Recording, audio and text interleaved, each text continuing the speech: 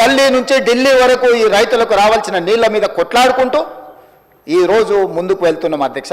ఇంతకుముందే పెద్దలు ఉత్తమ్ కుమార్ రెడ్డి గారు సమాధానం చెప్పినారు. ఇక్కడ నేను ప్రస్తావించదలుచుకున్న నీటి గురించి.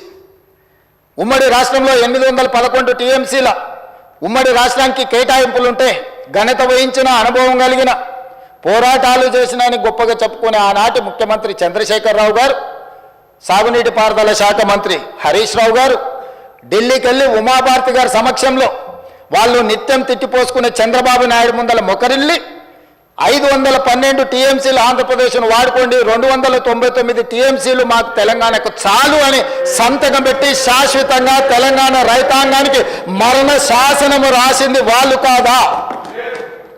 2021లో ప్రతి సంవత్సరం వచ్చి రెన్యువల్ చేసుకునేందుకు మాకు ఓపిక లేదు, తీరిక లేదు, ఫామ్ హౌస్ల నుంచి మేము రాలేము. పర్మనెంట్గా ఈ ఒప్పందాన్ని ఒప్పుకుంటున్నాను 2021-22లో శాశ్వత మరణ శాసనం రాసింది చంద్రశేఖరరావు గారు, హరీష్ రావు గారు కాదా అని నేను అడుగుతున్నా అధ్యక్ష.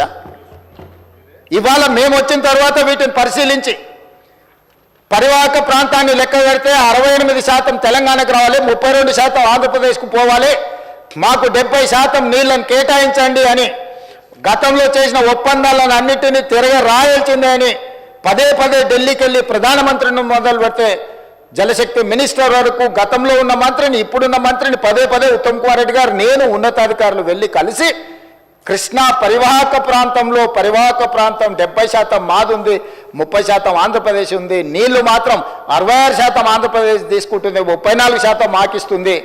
చంద్రశేఖరరావు గారు మా రైతాంగం పట్ల మరణ శాసనం రాసినారు, దీన్ని తిరగ రాయండి, తిరగ తోడండి అని